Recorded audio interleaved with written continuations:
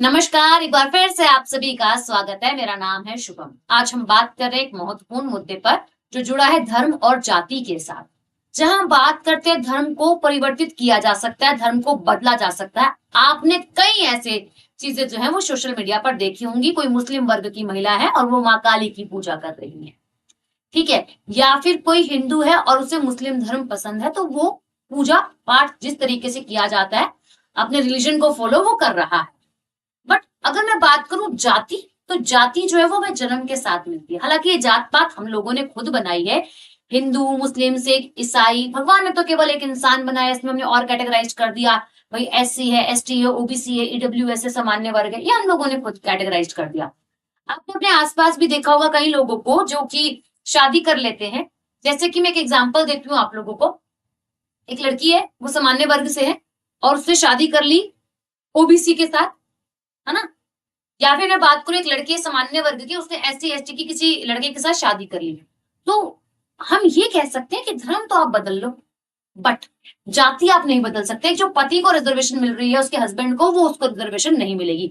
यही मामला जो है वो आप लोगों का एक केस आया है ऐसे मारपीट का इलाहाबाद हाईकोर्ट के अंदर। वहां पर इन्होंने बोला है कि आप कन्वर्जन धर्म को लेकर कर सकते हो बट जाति को लेकर नहीं। आपने देखा ना, जाति आधारित आपके सर्टिफिकेट्स भी बनाए जाते हैं, तो वही जाति प्रमाण पत्र वगैरह भी बनाए जाते हैं।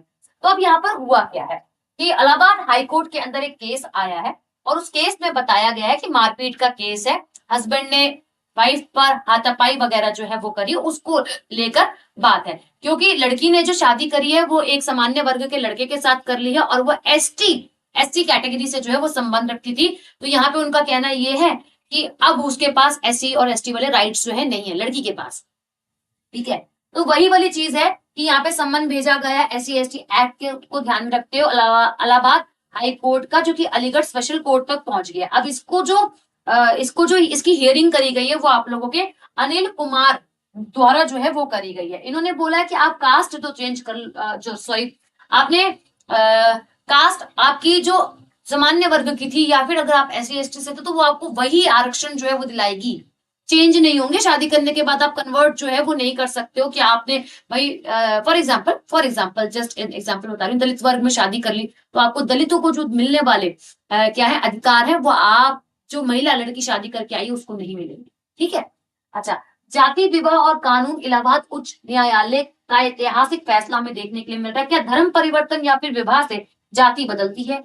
एक विस्तार विश्लेषण हम इसके अंदर जानने वाले हैं। फैसला क्या लिया गया? धर्म बदल सकता है लेकिन जाति जो है वो नहीं बदल सकती, जैसे मैंने आपको समझाया, ठीक है। जो अनिल कुमार है उन्होंने न्यायमूर्ति, उन्होंने यह निर्णय जो है वो सुनाया, स्पष्ट करा है कि जाति जन्म से आप लोगों की निर्धारित होती है और विवाह या धर्म परिवर्तन के बाद भी नहीं बदलती।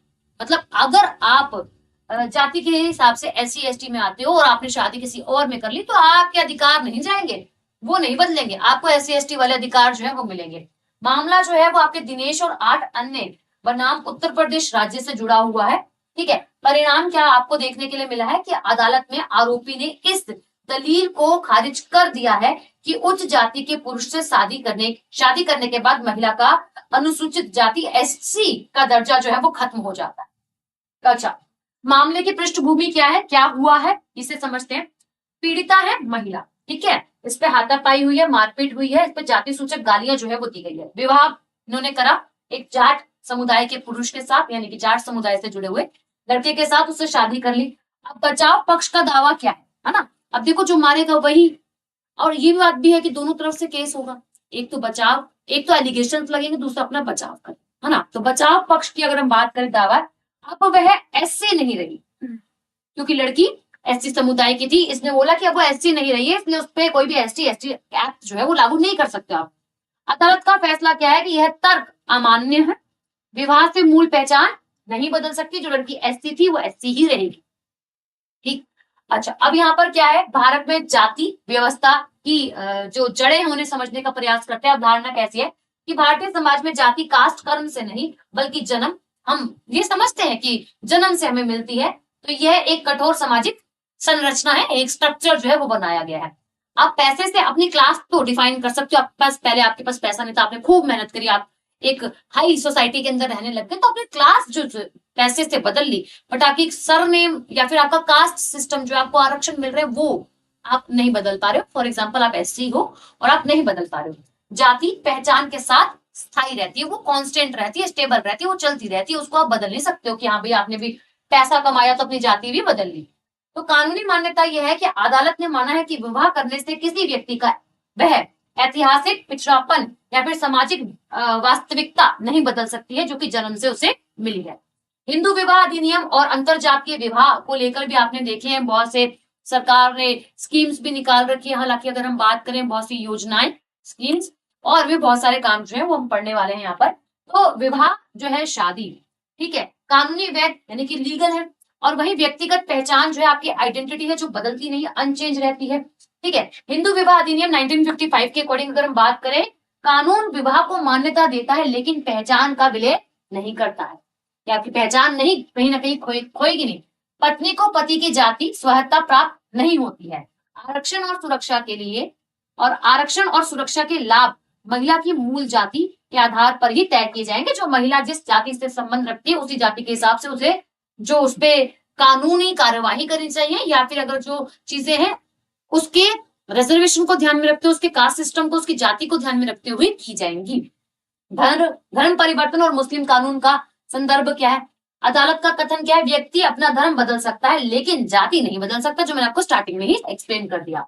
व्यवहारिक स्थितियां जो है वो क्या बन जाती है? यदि कोई दलित व्यक्ति इस्लाम या फिर ईसाई धर्म अपना ले तो क्या होगा? सामाजिक सत्य क्या है? समाज में भेदभाव अक्सर बना रहता है कि भाई इसने जो है इसके साथ शादी कर ली, मुस्लिम से शादी कर ली, हिंदू थी, या फिर हिंदू थी मुस्लिम से शादी कर ली, मुस्लिम थी हिंदू से शादी कर ली। इस तरीके की चीजें जो है वो बनी रहती है। जैसे कि अगर हम बात करें आप लोगों से अशरफ, ठीक है, अच्छा, इसी के साथ कानूनी क्या बात करते हैं? कानूनी वर्ग क्या बात करते हो? सत्य क्या? भले ही धर्म बदल जाए लेकिन व्यक्ति की जातिगत पहचान और सुरक्षा प्रोटेक्शन बनी रहनी चाहिए।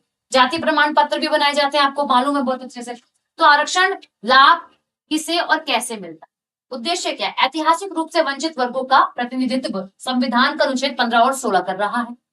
ठीक है जी। प्रक्रिया क्या है कि आरक्षण का लाभ केवल जाति प्रमाण पत्र पर आधारित होता है। कि आपको आरक्षण मिल कैसे रहा? आप कैसे बता सकते हो कि आप इस कैटेगरी को? आपके पास सर्टिफिकेट होना चाहिए जब तो आपको आरक्षण मिलेगा, ऐसा तो नहीं मिल पाएगा ना। अच्छा, अब प्रतिबंध क्या है कि जो सामान्य वर्ग के लोग हैं, व्यक्ति हैं, उनके आरक्षित वर्ग में विवाह करके आरक्षण का लाभ नहीं ले सकते। विवाह आप लोगों का आरक्षण हस्तांतरित नहीं होता है। और निष्कर्ष निकलता है कि विवाह से ना तो आरक्षण मिलता है और ना ही सुरक्षा छिनती है। कि आप सोचो कि नहीं मेरी सुरक्षा छिन जाएगी, मैं तो हायर क्लास में शादी कर ली हूँ, अब मेरे पास मेरे जो सर्टिफिकेट्स हैं वो खराब हो गए या फिर मुझे जो है वो लाभ नहीं मिलेगा, तो ऐसा कुछ भी नहीं है। ठीक है, कानूनी दावे पेच क्या है? क्रॉस केस क्या होता है? क्रॉस केस क्या होता है? जब दोनों तरफ से आप लोगों का केस लड़ लिया जाए, है ना। एक तो बचाव, एक तो देखो एलिगेशन लगाएगा और एलिगेशन पर जिस पर लगाएगा वो अपने बचाव में भी तो खड़ा होगा। तो दोनों तरफ से जब आपके मुकदमे लड़े जाए उसे बोला जाता है क्रॉस केस। तो आरोपियों की चाल क्या रहती है कि बचाव के लिए पीड़ित पक्ष के खिलाफ ही एफआईआर दर्ज करवाई जाती है, जवाबी एफआईआर। और दलील जो है, चूंकि दोनों पक्षों ने शिकायत की है इसलिए मामला जो है वो झूठा भी कहीं ना कहीं ठहराया जाता है। अच्छा, हाईकोर्ट का जवाब क्या है? केवल क्रॉस केस होना से SC/ST एक्ट की शिकायत खारिज नहीं की जा सकती। सच्चाई का फैसला आपकी सुनवाई के दौरान होगा, शुरुआती चरण में नहीं होता। अच्छा, इस फैसले का आप लोगों को, इस फैसले के दूरगामी प्रभाव क्या क्या हो सकते हैं कि सुरक्षा, आइडेंटिटी और आप लोगों का नजीर, ये सारी चीजें आपको यहाँ पे देखने के लिए मिल सकती है जी। निष्कर्ष क्या निकलता है? सिंपल ये कि आप अगर किसी के साथ शादी कर रहे हैं जो कि दूसरी जाति का है, तो आपके जो आरक्षण है, आपको जो लाभ मिल रहे हैं वो आपसे छिनेंगे नहीं। आप धर्म बदल सकते हो बट जाति आप नहीं बदल सकते, क्योंकि जन्म के साथ मिलती है। तो जाति जन्म से मिलती है, विवाह या धर्म से नहीं बदलती है। अंतरजातीय विवाह, इंटरकास्ट मैरिज की बात करें तो SC/ST एक्ट की सुरक्षा खत्म नहीं होगी और वही आरोपी कानूनी खामियों का फायदा उठाकर बच नहीं सकता है ना। जैसे इस हस्बैंड ने बोला कि भाई महिला के पास तो SC का है ही नहीं अब रिजर्वेशन, वो क्या SC/ST एक्ट के अधीन कानून उसकी सुनवाई होगी। ठीक है, कानून का उद्देश्य समानता लाना है, लेकिन जब तक समाज में जातिगत भेदभाव है तब तक पीड़ितों की पहचान और सुरक्षा को कानून जो है, सुरक्षा के लिए कानून जो है बनाए रखना पड़ेगा। क्योंकि यार हम लोग कहीं ना कहीं खुद ही डिस्क्रिमिनेशन कर रहे हैं।